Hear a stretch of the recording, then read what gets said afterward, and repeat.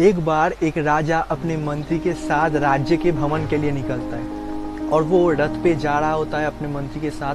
तो वो जो राजा होता है उसका ऑब्जर्वेशन पावर बहुत स्ट्रांग होता है। तो वो देखता क्या है, कुछ लड़के आपस में बात कर रहे हैं। वो बात क्या करते हैं, जरा राजा के साथ इस मंत्री को देखो, ये पूरे दिन राजा के साथ रहता है, पूरे ऐसो आराम से जिंदगी बिताता है, इसे करना ही क्या पड़ता है। काश मैं भी मंत्री के जगह पे होता तो मैं भी पूरे जिंदगी आराम से बिता पाता, कुछ करना ही नहीं पड़ता। कितना आसान है एक मंत्री बनना। तो राजा सुन लेता है और वो राजा उस लड़के की शक्ल को नोट कर लेता है और अगले दिन उस लड़के को अपने दरबार पे बुलाता है। तो वो लड़का तो डर जाता है, बोलता है भाई मुझे राजा ने बुला लिया, पता नहीं क्या होगा, पता नहीं क्या करेगा मेरे साथ।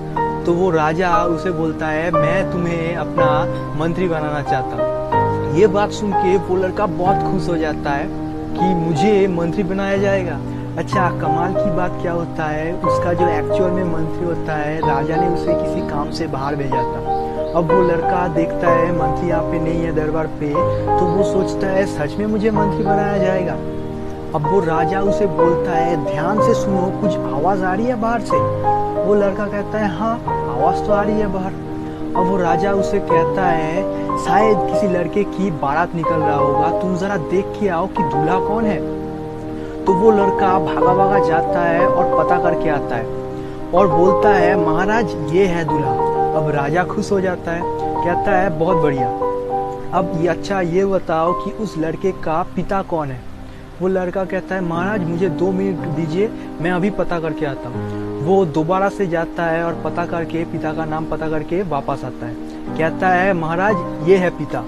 राजा पूछती है अच्छा ये बताओ कि बारात कहाँ से आ रही है। वो लड़का कहता है महाराज 2 मिनट का वक्त दीजिए, मैं अभी पता करके आता हूँ। वो फिर से पता करके आता है कि बारात कहाँ से आ रही है। महाराज राजा फिर से उसे पूछता है अच्छा ये बताओ कि किस लड़की से शादी हो रही है।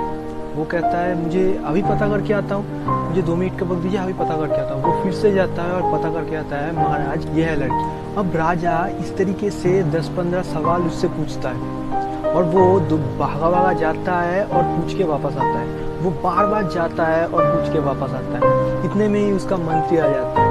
जैसे ही उसका मंत्री आता है तो राजा उसके मंत्री से पूछता है बाहर शोर आ रहा है, जरा देख के आओ किसकी शादी हो रही है, किसकी बारात निकल रहा है। अब वो मंत्री सीधा जाता है और पूछ के वापस आता है और पूरा कहानी गा देता है कि महाराज इस लड़की की शादी हो रही है, इसका नाम ये है, इसका पिता का नाम ये है, इसकी बारात यहाँ से आ रही है, यहाँ तक जा रही है, इस लड़की से शादी हो रही है, पूरा डिटेल दे देती है एक ही बार में।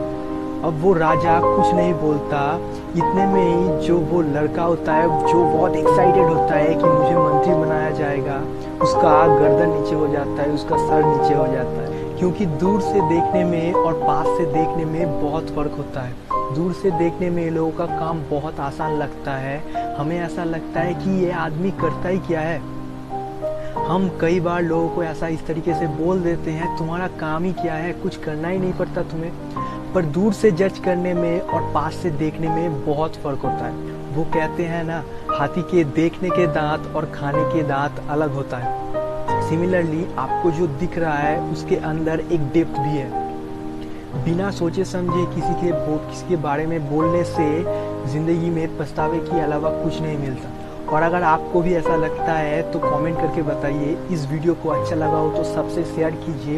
इस चैनल पे पहली बार आए हो तो मैं आपको बताना चाहूँगा कि इस तरीके से लाइफ चेंजिंग वीडियो मैं इस चैनल पे अपलोड करता रहता हूँ, सो दैट आपको बहुत सारी अच्छी इन्फॉर्मेशन सीखने को मिलेगी अगर आप इस चैनल को सब्सक्राइब कर ले तो, और नोटिफिकेशन बेल को क्लिक कर दे जिससे ऐसी इंस्पिरेशन वीडियो आपसे एक भी मिस ना हो।